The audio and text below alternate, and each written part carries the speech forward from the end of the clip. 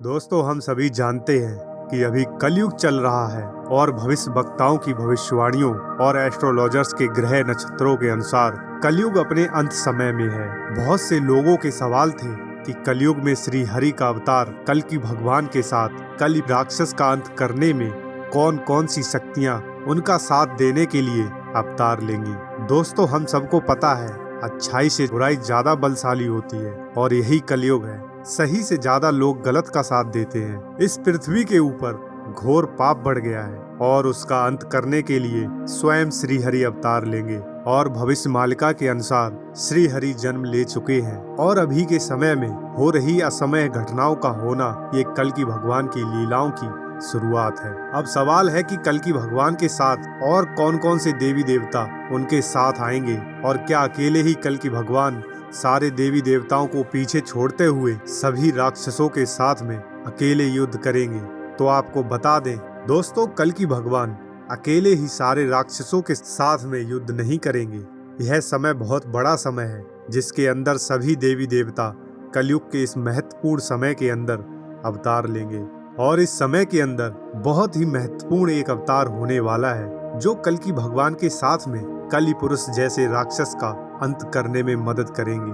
भगवान विष्णु के 10वें अवतार कल्कि अवतार हैं। इस कलयुग के अंदर जल्द ही अवतार लेने वाले हैं और पापियों का नाश करने वाले हैं। तो उनके साथ में प्रभु गणेश के 8वें अवतार धूम्रकेतु भी वापस आने वाले हैं और वो अभिमानासुर का अंत करेंगे। अब यह बात मैं आपको बता रहा हूँ कि सभी लोग इस बात पर यकीन नहीं करेंगे कि भगवान श्री गणेश इस कलयुग के अंदर जन्म ले चुके हैं। यह सारी बातें आज मैं आप लोगों को बताऊंगा भगवान विष्णु के 10वें अवतार के बारे में। इस घोर कलयुग के अंदर लगातार पाप बढ़ते जा रहा है, एक दूसरे से हीन भावना बढ़ती जा रही है। तो उसके साथ में एक राक्षस नहीं, असंख्य राक्षसों में, जिसमें से एक होगा अभिमानासुर, जो लोगों के अंदर अभिमान बढ़ा रहा है, घमंड बढ़ा रहा है। आप देखिए कि चारों ओर एक दूसरे के साथ में लोग ईगो के कारण एक दूसरे से सहमत नहीं होते और लोगों के अंदर अपने आप को आगे रखने की भावना बढ़ती जा रही है।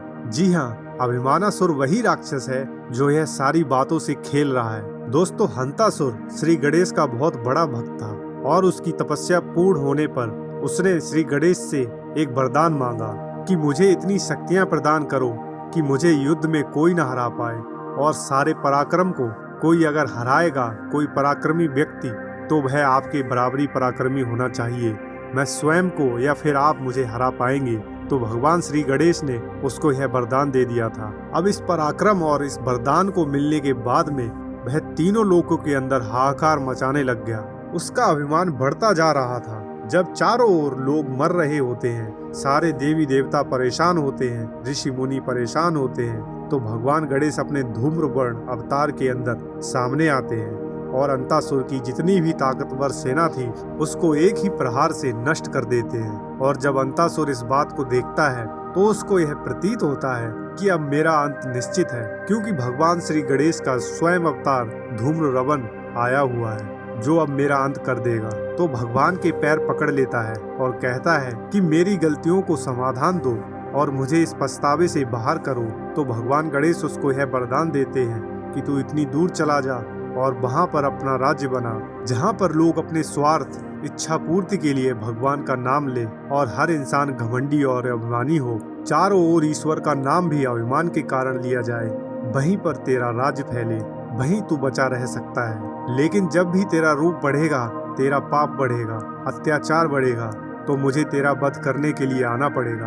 अंतासुर तुरंत ऐसी जगह की तलाश में पृथ्वी के ऊपर आ जाता है और उस टाइम में कलयुग का पड़ाव चल रहा होता है और वह यहाँ पर रहकर अपनी अभिमानी विचारधारा को आगे बढ़ाता है। और आज की डेट में उसके पाप इतने बढ़ते जा रहे हैं, इतना अभिमान बढ़ गया है कि अब वह समय आ गया है कि अंतासुर ने अपना चारों ओर प्रकोप बढ़ा लिया है और भगवान श्री गणेश जी से जो उसने कहा था कि मैं ऐसा कुछ नहीं करूंगा, लेकिन उसने अब फिर अपनी असुरी शक्तियों का प्रकोप अधिक बढ़ा लिया है और श्री गणेश भगवान अपने धूम्रकेतु के रूप में फिर से अवतार लेकर सामने आएंगे, क्योंकि यह युग कलयुग है जहां सभी युगों से अधिक पाप बढ़ चुके हैं। श्री गणेश का इस बार जो स्वरूप होगा वह बहुत ही भयानक क्रोधित होने वाला अवतार होगा, जो आज तक नहीं लिया गया। उनकी आंखों से अग्नि वर्षा हो रही होगी।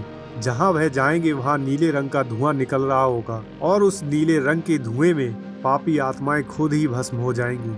और यह करते हुए श्री गणेश हाथ में एक खड्ग लेते हुए अभिमानासुर का अंत करेंगे। तब तक अभिमानासुर अपने असली स्वरूप में आ चुका होगा और यही कारण है कि भगवान श्री गणेश और अभिमानासुर अभी अपने भौतिक रूप में नहीं आए हैं और दोनों अवतारों को हम लोग नहीं देख पा रहे हैं। लेकिन हमारे अंदर जो अभिमान पाप बढ़ रहा है, अभिमानासुर के कारण जो प्रक्रिया बढ़ रही है, मनुष्य की प्रवृत्ति बदल रही है और कलयुग में कली पुरुष और अभिमानासुर यह दोनों राक्षस मिलकर चारों ओर हाहाकार मचा रहे हैं। लोगों की प्रवृत्ति को बदलते हुए उनको राक्षस बना रहे हैं। तो अब आप देखिएगा, इन बुरे लोगों से घबराकर पुण्य आत्मा अपनी आस्था के लिए अपनी जगह पर छुपी रहेंगी और वही लोग होंगे जो सरवाइव करेंगे, आगे सतयुग के अंदर बढ़ेंगे। कलयुग के अंत में अब वो समय आ गया है कि जब प्रभु श्री गणेश और प्रभु कल्कि की लीलाओं का आरंभ होने वाला है और चारों ओर वे अपनी असली रूप में आने वाले हैं। और जिन जिन लोगों के अंदर कली पुरुष और अभिमानासुर का प्रकोप अधिक बढ़ गया है, उनका अंत निश्चित होगा। और जिस जिस लोगों के अंदर उन्होंने अपनी प्रवृत्ति को पूर्ण रूप से बढ़ा दिया है और लोगों को राक्षस बना दिया है, उन सभी मनुष्य रूपी असुरी आत्माओं का अंत होगा और एक नए युग की शुरुआत होगी और वही सतयुग बनेगा और सतयुग के अंदर बचे हुए लोग आगे जाएंगे। यही कारण है कि कहा जा रहा है कि 90 पर जनसंख्या का अंत हो जाएगा, क्योंकि सभी लोगों के अंदर घमंड द्वेष बढ़ गया है, अधिकतर लोगों के अंदर पाप बढ़ गया है। तो अब वह समय आ गया है जब सभी अवतार धीरे धीरे अपने असली रूप में आएंगे और पुण्य आत्माओं का उद्धार करेंगे। मिलते हैं एक और नई वीडियो के साथ। हमारे चैनल को सब्सक्राइब करें, लाइक शेयर करें और कमेंट में जय श्री कृष्ण लिखना ना भूलें।